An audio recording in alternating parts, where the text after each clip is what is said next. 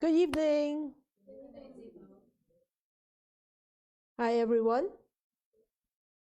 How are you? The old questions. How are you? You all well? Yeah. Good. I'm glad. It's Tuesday, March.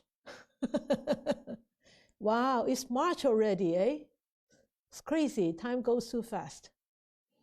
Okay, so I saw that we have actually a couple of new friends who I think have never joined Dhamma sharing before. So actually, we are studying this book. It's called In the Buddha's Word. So it's compiled by Bhikkhu Bodhi. Can you put that into the chat, please? Thank you. And we are on to chapter 6 already. So today we go on to page 199. So we're not going to read, but I expect that you have read these pages before coming on today. Because this is actually quite a long chapter. That's why I thought we are not going to read it in a class. But so we are looking at page 199, and this chapter is chapter 6, is talking about deepening one's perspective on the world. And so you remember last time we talked about what? Right away you go back into the book.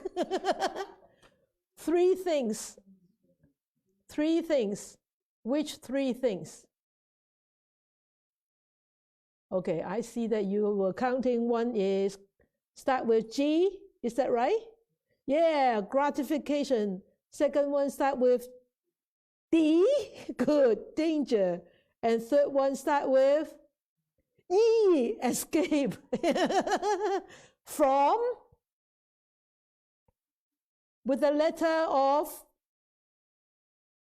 S, yes, sensual pleasures. Good, well done. So, you see, you don't have to right away go back to your notes. That is the habit. When a teacher asks the student questions, if they have the book there, they always go back and look. Recall your memory. Come on. You are not as old as me. I can remember, and you sure should be able to remember, right? So those three things of sensual pleasures: gratification, and then the danger and the escape. So tonight we further look on the pitfalls of sensual pleasures. So let us start with paying respect to the Buddha first.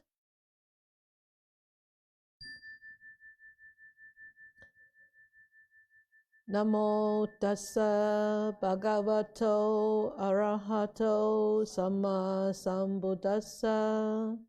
Namo tassa bhagavato arahato samma sambuddhassa.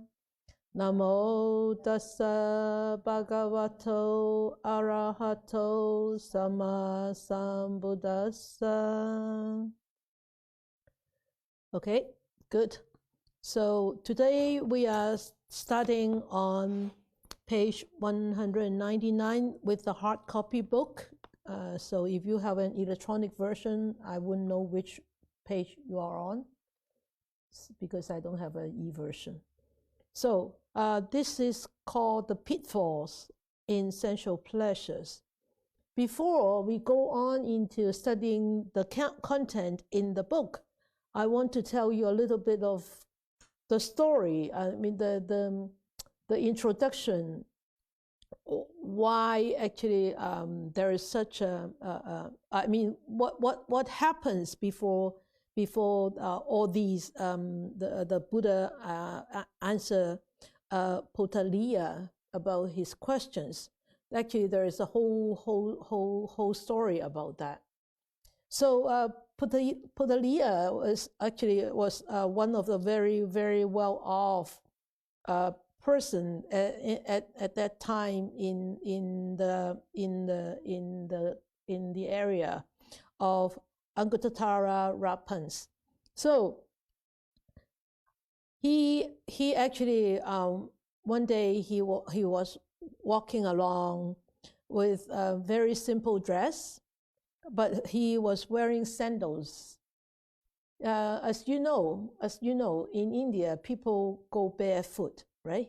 Especially in the old days. So he was walking around, entering the grove, and then he went to pay respect to the Buddha. And when he went to pay respect to the Buddha, you remember when this householder would go and visit the Buddha, what would they do first? What would they do first? All the time? They stand on the side, right? After they pay respect, they stand on the side. And he was very courteous. And then, of course, they exchange a few greetings. And then the Buddha said to Putaliya, he said, there are seats over there. Householder, sit down if you wish. Okay? So Putaliya, being a very well-off man, even though he has actually given away all his inheritance, divided all his inheritance to his children, but he still thinks that he was a very well-off person. Then when the Buddha actually told him, oh, householder, there are seats over there, you may sit down if you like. Then in his mind, he actually thought, this recluse, that means Gautama, the Buddha, this recluse actually addresses me as a householder? And he was angry. He didn't like it. And he remained silent, and he kept on standing there. Then the second time, the Buddha said to him, there are seats, householder. Sit down if you like. So this is the second time the Buddha actually said to Putaliya. And even the second time, when the Buddha actually said to Putaliya, he was not pleased.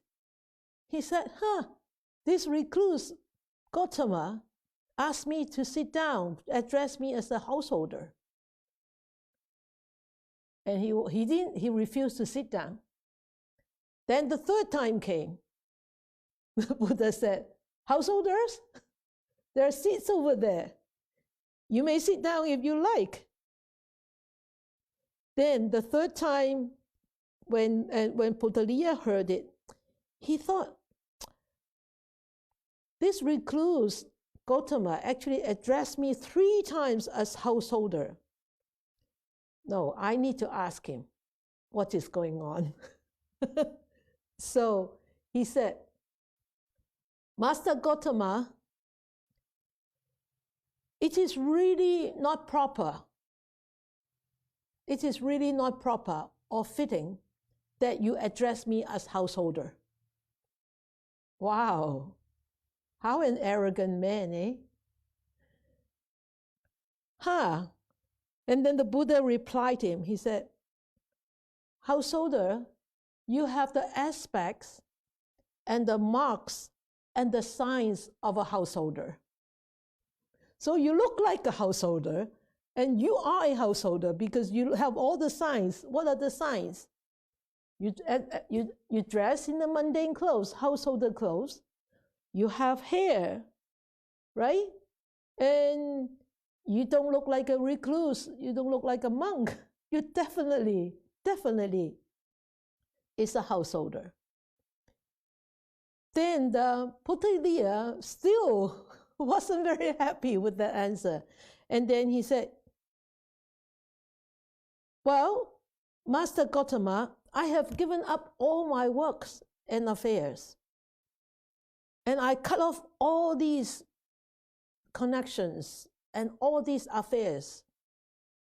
And the Buddha replied to Potaliya, he said, "Oh yes, householder, have you given up all your works and really cut off all your affairs?" He said, "Yeah, I did. I have given all my wealth, all my inheritance, silver and gold, to my children. And I do not advise or blame them anymore on whatever they do.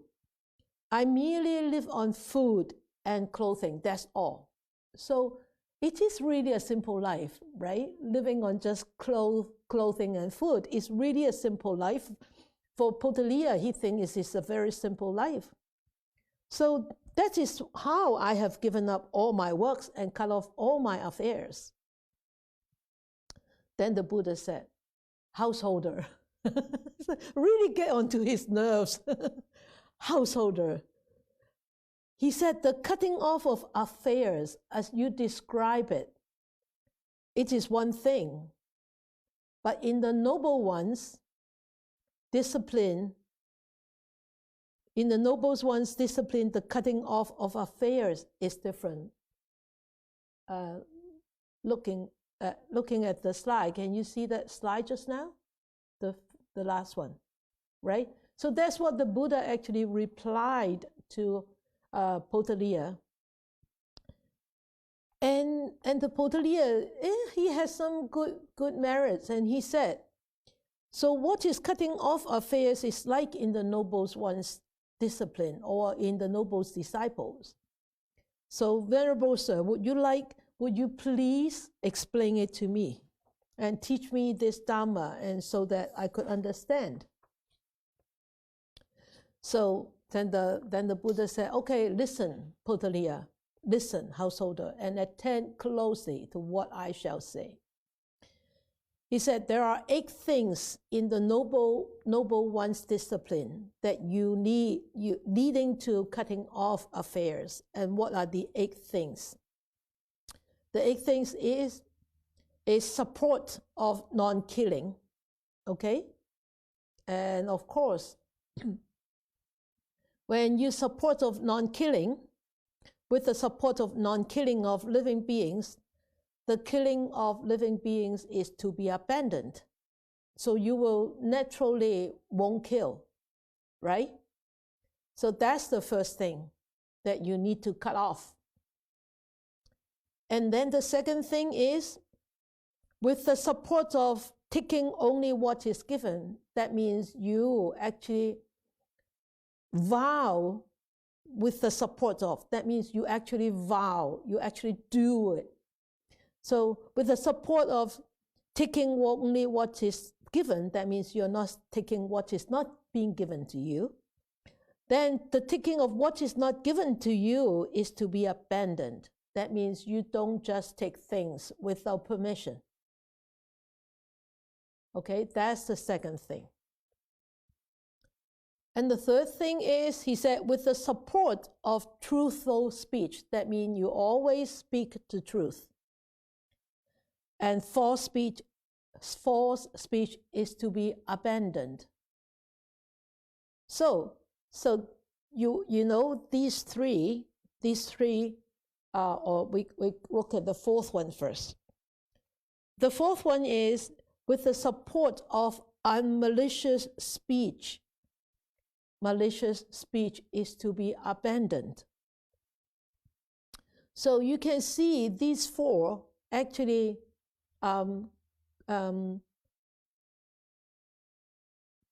not coincide, are the same as the first 2 precepts and the 4th precept, right? The 3rd precept is not to commit adultery. So the first one is not to kill, the second one is not to steal, the 4th one is not to lie, or not to actually lie or false speech or malicious or harsh speech or slandering speech. Okay, so these are the 4 things already.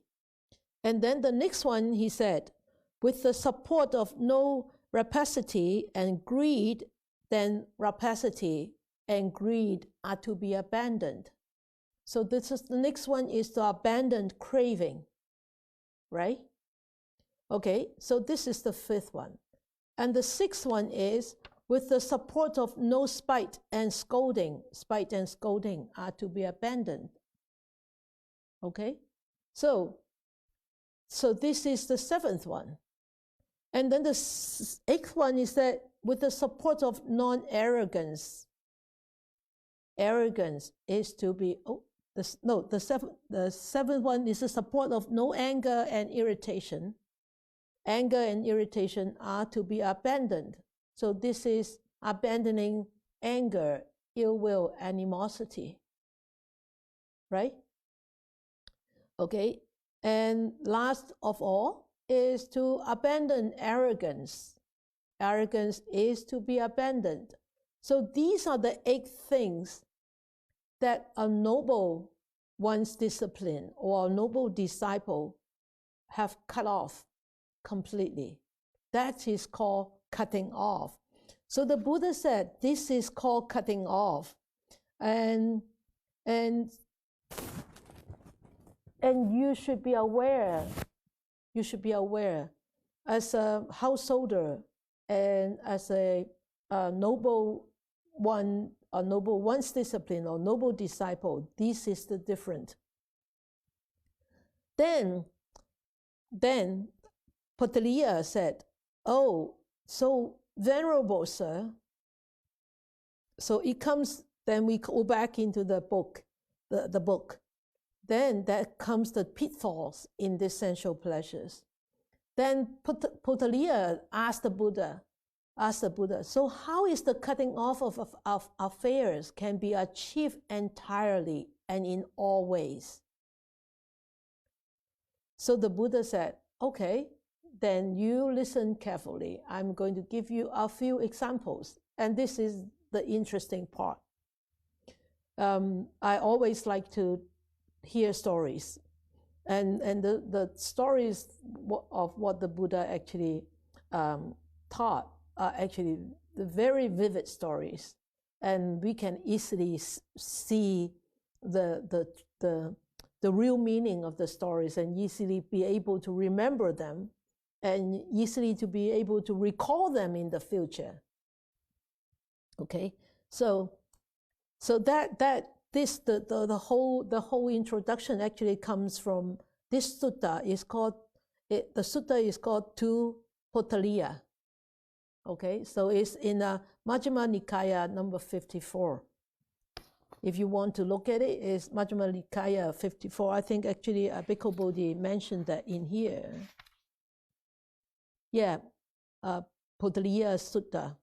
Okay, in the Majjhima Nikaya 54. If you have the book, it's on Majjhima Nikaya book is on page 364 to 66. But if you go on if you go online, if you go to if you want to look up for books on the Pali or Theravada tradition or the Nikayas, the best website you go to is Sutta Central. Sutta Central is one of the very, very best website, Sutta Central. And some of the suttas are being translated into Japanese and Germans and Chinese and Italian. So on the sidebar, it will tell you how many languages that sutta has been translated into. So it's not just in English, or some of them have been translated in Chinese. And the team are actually working very diligently trying to translate more into Chinese, the Theravada Nikaya. Okay, so the first simile that the Buddha actually taught is talking about a very hungry and weak dog waiting at the butcher's shop. So that is paragraph number 15. And this dog was overcome by hunger and weakness, and he was waiting at the butcher's shop and longing for something from the butcher. Then a very, very skillful butcher, actually, or his apprentice, just toss him something. Toss him what? A very well hacked, clean hacked skeleton of meatless bones smeared just with blood. So there's no meat on this piece of bone. Okay, it's just bare bone. So the Buddha asked Potaliya, he said, what do you think, householder? The Buddha keep reminding Potaliya he's a householder. He said, what do you think, householder? Would that dog get rid of his hunger and weakness by gnawing such a well-hacked, well-cleaned skeleton of meatless bones smeared merely with blood? And of course, Potaliya would answer, of course, no. How can he be full? How can he, be fulfilled and overcome that hunger just by this bare skeleton, by this bare bone? Of course not. So, because that was a skeleton without any meat, so eventually that dog will reap weariness and disappointment. So the Buddha said, householder, I really like this. He said, householder, a noble disciple would consider this. A noble would consider sensual pleasures as a skeleton, as a piece of bone with no meat, all well hacked, and just with a little bit of blood.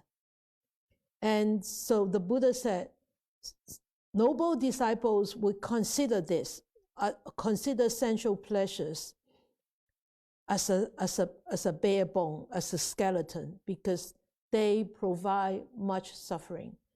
Because the dog would think that, wow, wonderful, I have something to eat.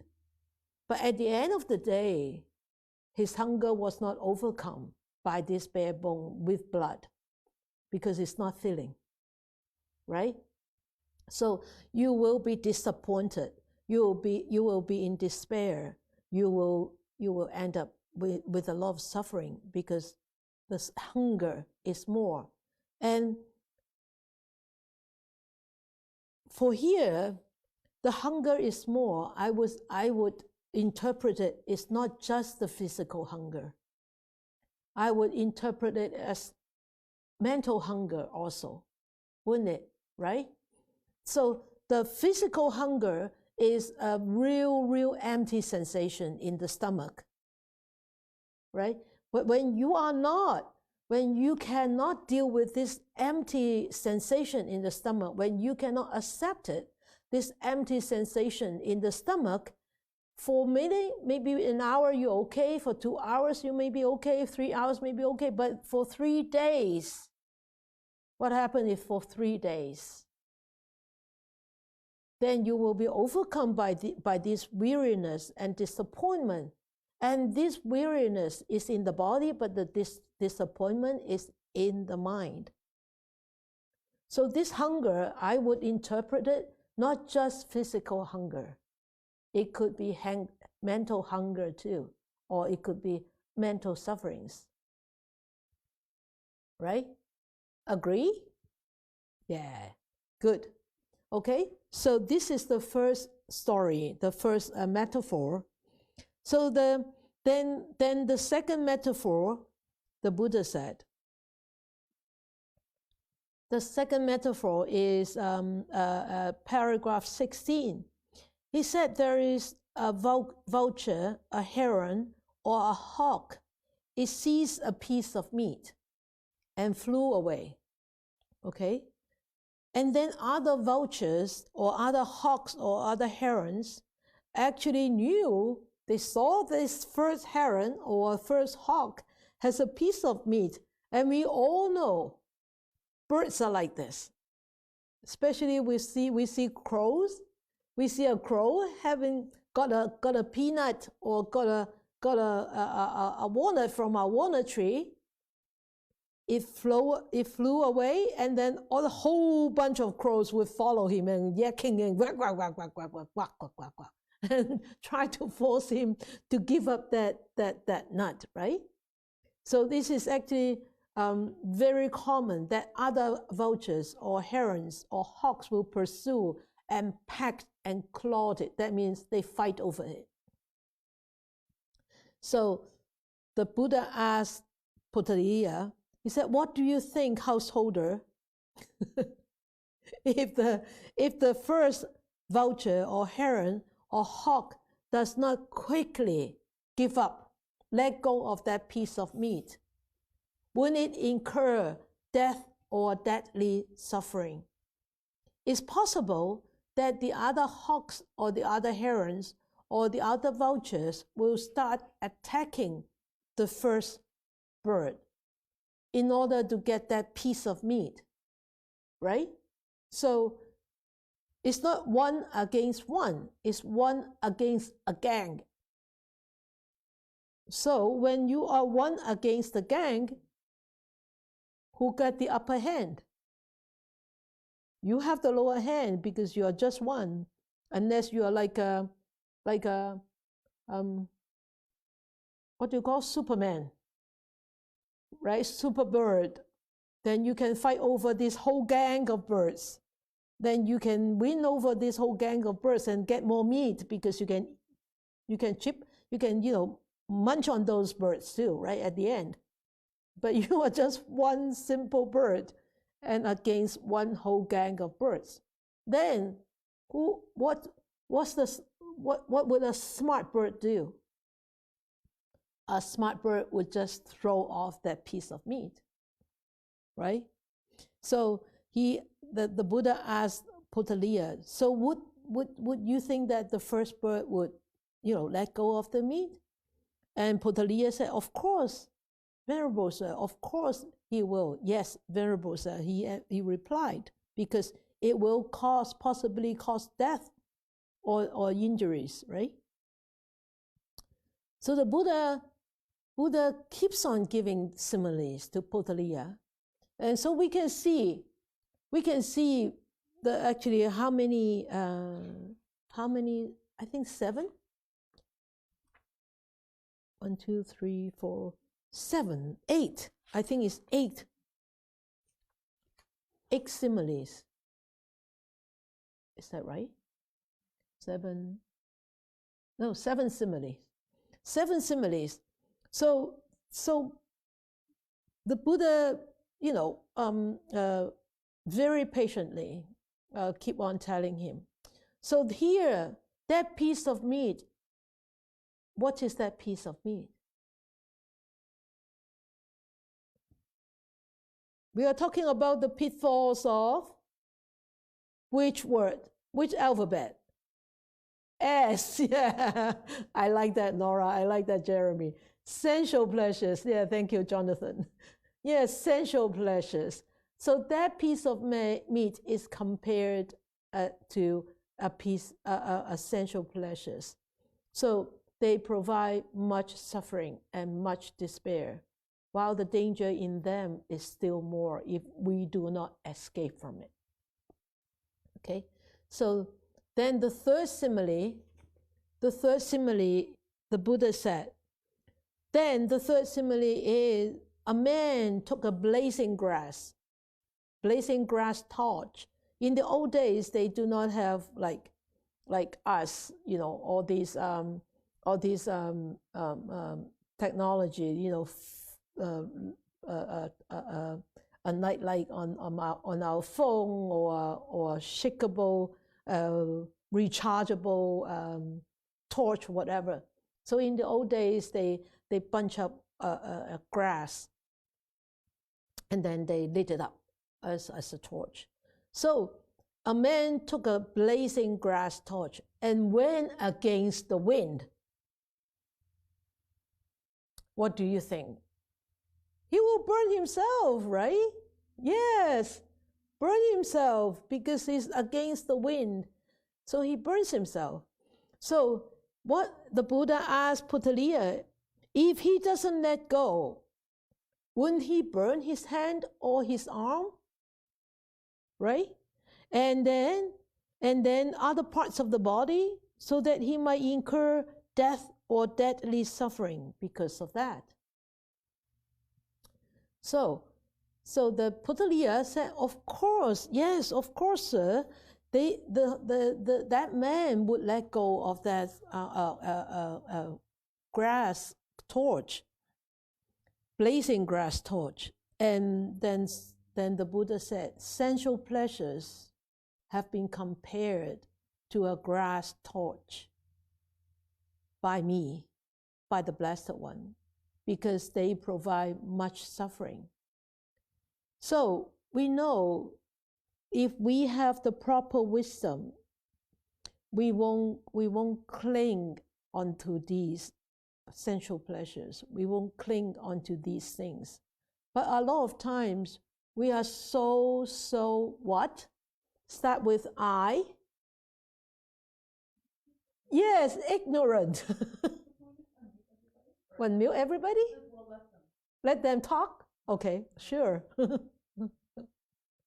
Yeah, it's only like, we only have 28 people. And including the co-host, we only have 24 or 26. Okay, if you want to talk, you can just unmute yourself, all right? We unmute all of you. We know that you will, you can actually operate your own computer. So because we are so ignorant, because we don't have wisdom, so we are just like this very ignorant man all the time, taking this blazing grass torch and go against the wind. And we burn ourselves and we burn others a lot of times, okay? So that's the third simile. Then the fourth simile is, there is, he said, householder, there were a charcoal pit deeper than a man's height, full of glowing coals without flame or smoke. Without flame or smoke, of course, you won't fall into them, right? You will, if there is flame and smoke, then you will see it. But that means the coal is really burned. It's really.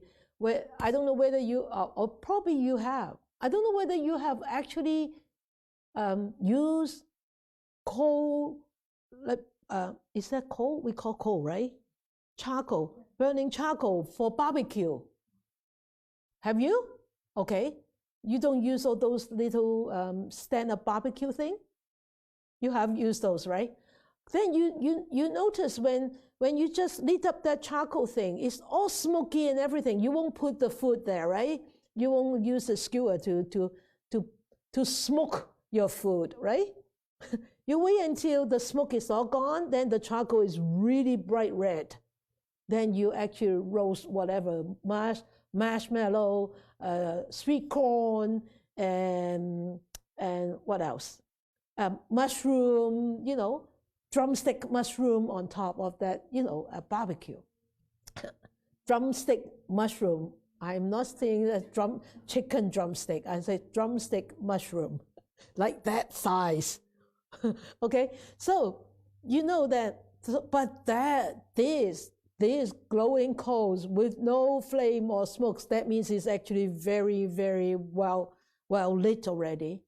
And then a man who wanted to live and not to die, who wanted pleasure and recoil from pain, came. He said, and then these two strong men recoil from pain came, and there came two strong men, seized him by both arms and dragged him towards the charcoal pit. And do you think this man will twist his body this way and that way and refuse to be thrown into the charcoal pit?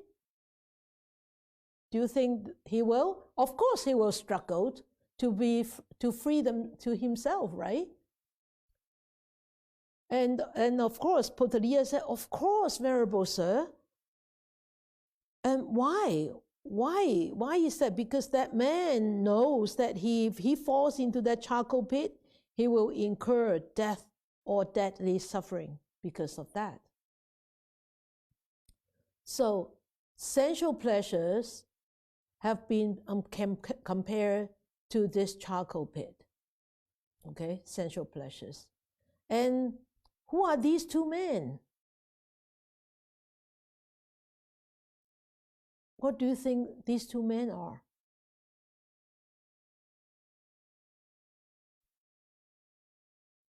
Anybody? Unmute yourself. Jeremy? Desire and lust. Could you hear me? Desire I can hear.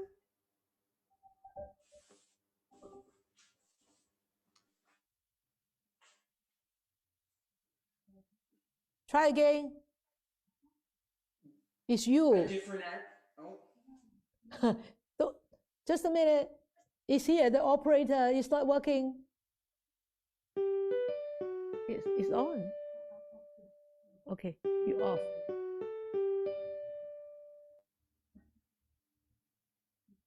Try again, Jeremy. Desire and lust? Yeah, but I cannot hear. Not loud enough. Try again. Desire and lust? Yeah, good. Desire and lust. Yeah, desire and lust. Dragging, throwing you into the charcoal pit. So be careful when you go for a pizza. Sensual pleasures through eating and seeing the pizza and smelling the pizza and eating the pizza. No, it's not that bad to eat pizza, okay? If you have two, three, or four pizza, then that's the problem. The two men is dragging you into the charcoal pit. So be very careful, all right? Okay. So sensual pleasures is compared as this charcoal pit. Then the fifth simile is, he said, suppose a man dreamed about lovely parks, lovely groves, lovely meadows, lovely lakes, and on walking he saw nothing on them. On waking up, not walking, but on waking up he saw nothing. Of course it's a dream. Of course he won't see anything, right? Right. So the Buddha said a householder, a noble disciple would consider sensual pleasures have been compared to a dream. Okay? So in a dream, you can have like vibrant colors. You can be in beautiful parks. You can be in beautiful groves. You can be in beautiful meadows and lakes. But once you waken up, then all is gone, right? So sensual pleasures, the Buddha said, sensual pleasures are compared to a dream. So because they provide much suffering and much despair, while the danger in them is still more.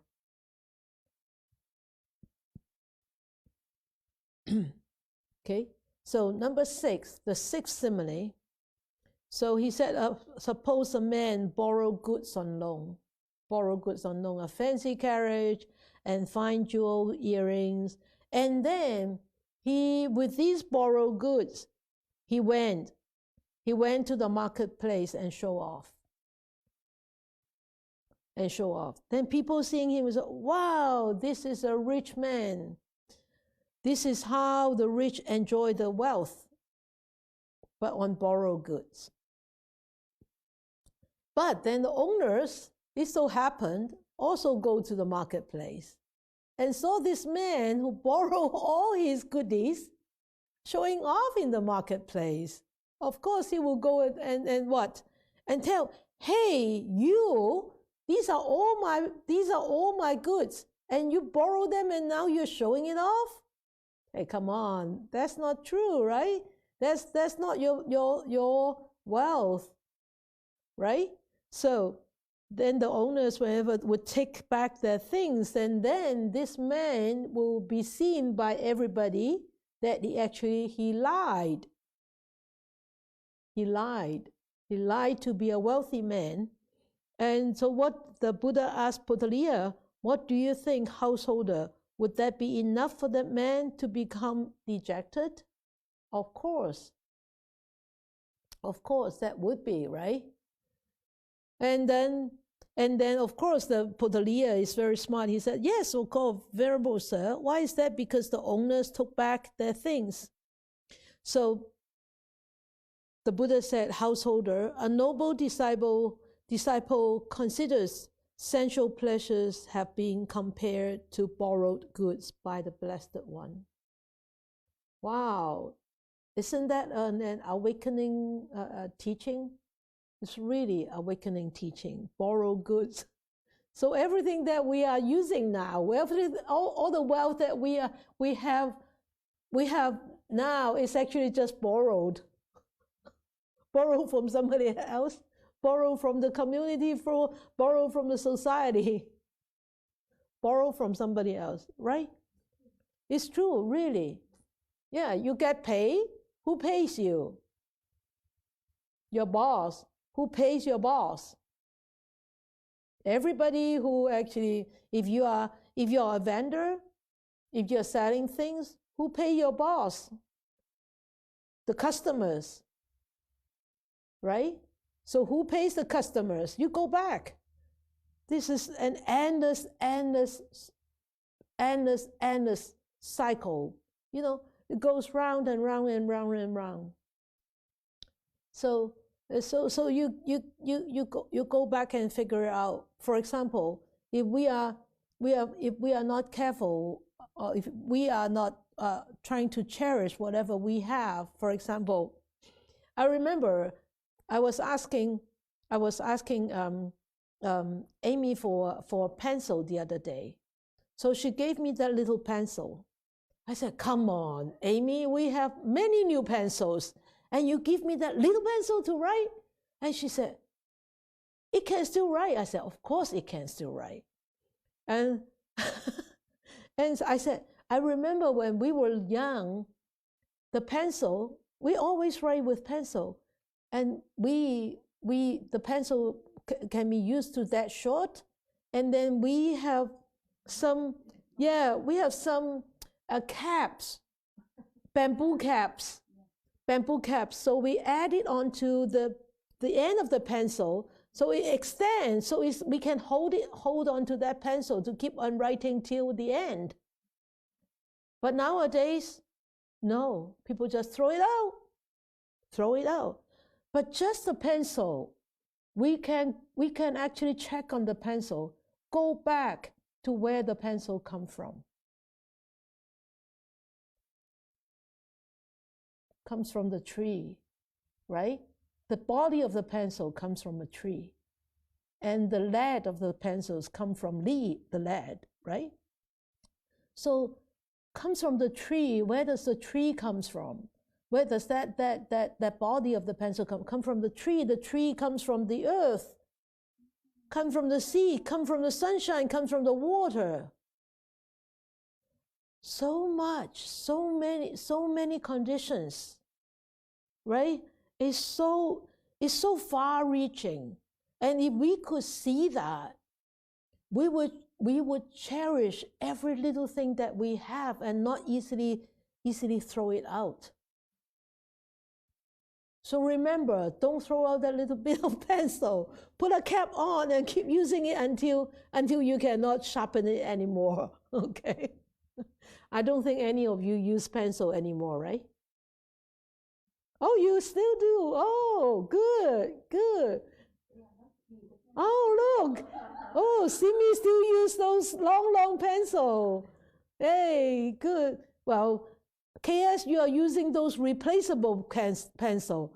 Oh, you have those pencil too? Oh, titanium. Oh, nice. Hey, we all belong to the same generation then.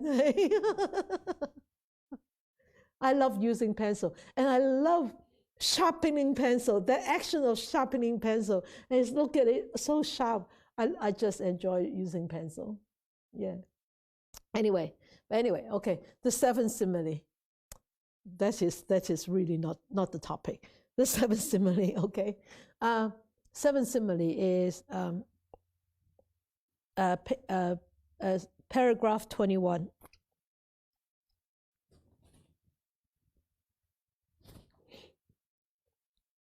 He says, suppose a dense grove not far away from the village or town had a fruit-laden tree. It bears so many fruits, and none of those fruits have fallen to the ground. Then a man came leading the fruit, seeking the fruit, wandering in search of fruit. And he entered the grove and saw this tree laden with all its fruits. Then he thought, this tree is laden with fruit, but none of its fruit has fallen to the ground. So I know how to climb a tree. So let me climb a tree and pick some fruits and eat some fruits and fill the bag with fruits. Then he did. When he was on the tree, a second man came. So when he was, oh, did I not write down the second tree, the second man? Yes. Okay. Then the second man came. When the first man was still on the tree, the second man came carrying an axe, wanting fruits.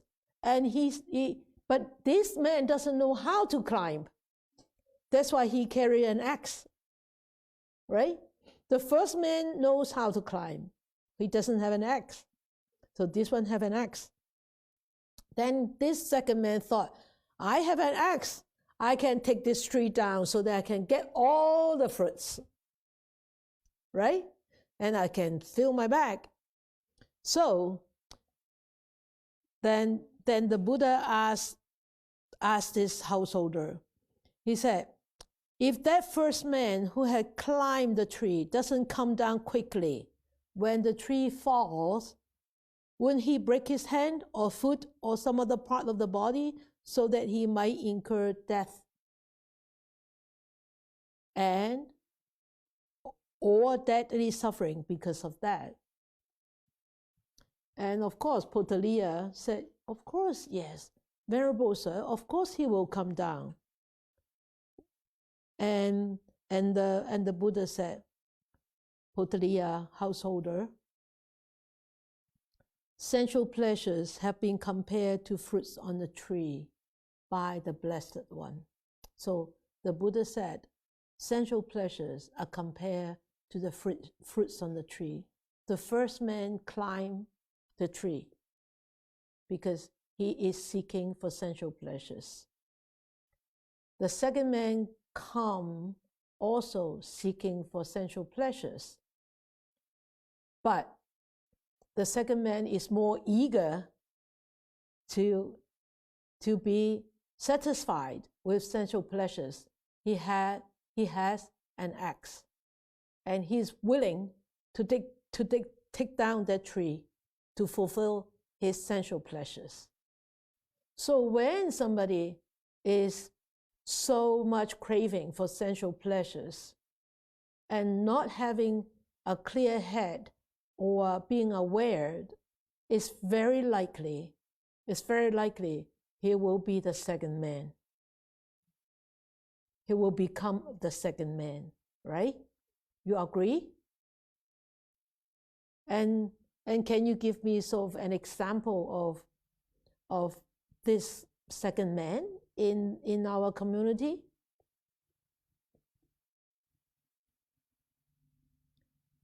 Anybody would like to talk? You just turn on your mic. In our community, do you see any of these second men around being so hooked onto sensual pleasures?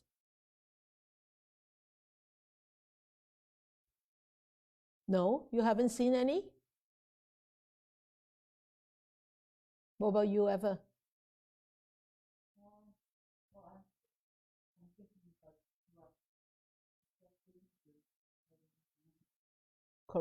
Corrupt businesses more than anything else. Okay.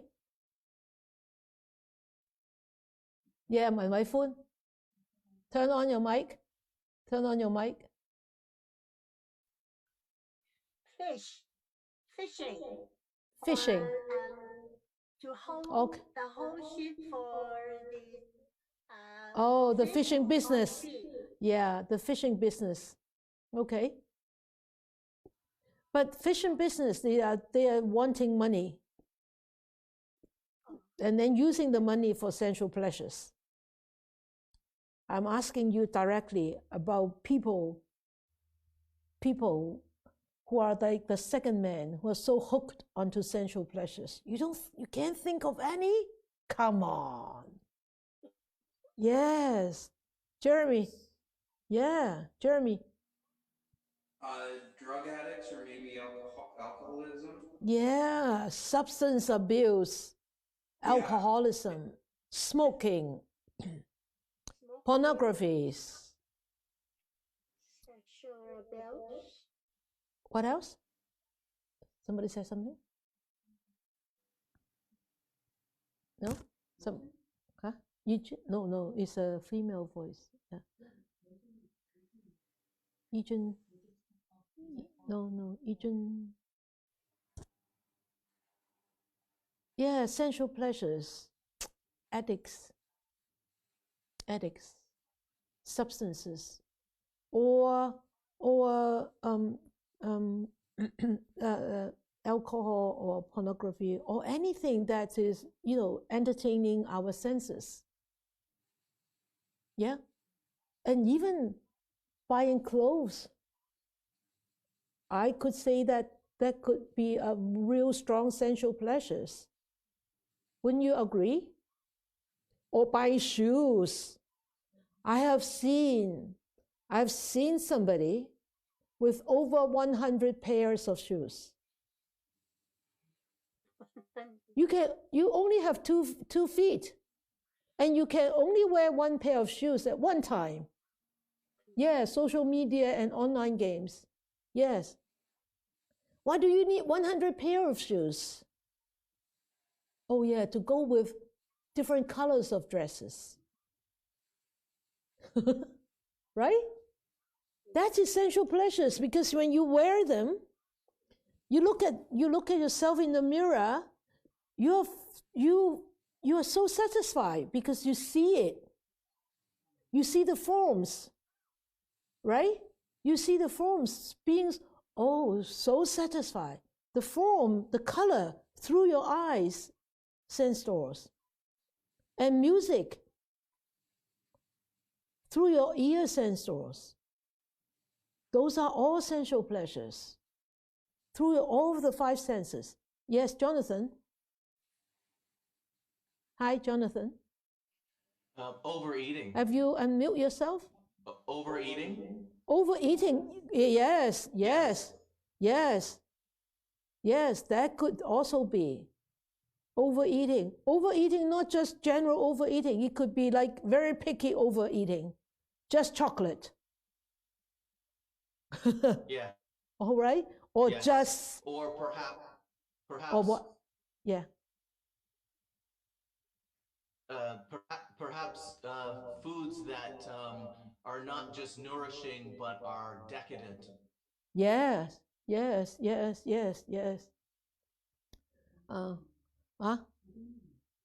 Bulimia. Oh. Yeah. It's true. Anything that actually fulfilling the senses in an really overweight, then that is really that is the second person. That's how I see it. Yeah. So. And also, Catherine? Yes. Looking at the cellular phone, YouTube, how many hours per day? I got a friend of mine, all day looking at the phone, cellular phone, and eventually had a stroke. Oh no. Because Really? The head dropped to there like that. Really? Oh yeah. How old is she? In the 60s. Okay. So yeah. Laurie, don't worry. Tilt your head up. Wear a neck collar. Wear a neck collar to look at the phone, yeah? But anyway, no, anything you remember, as I said, anything that actually you're fulfilling, the eyes, the ears, the nose, the tongue, the body, is really, that is really that's the problem. Okay, so don't go overboard, because these will cause suffering and despair, and while the danger in them is still more than you can perceive. Let us dedicate our merits. May these blessings extend to all, that we with all the other living beings together will attain the Buddha way. May we wish more and more people will encounter the words of the Buddha, study them, understand them, practice them, and help themselves to be liberated and attain true freedom and happiness. May you all be safe, secure, happy, and peaceful.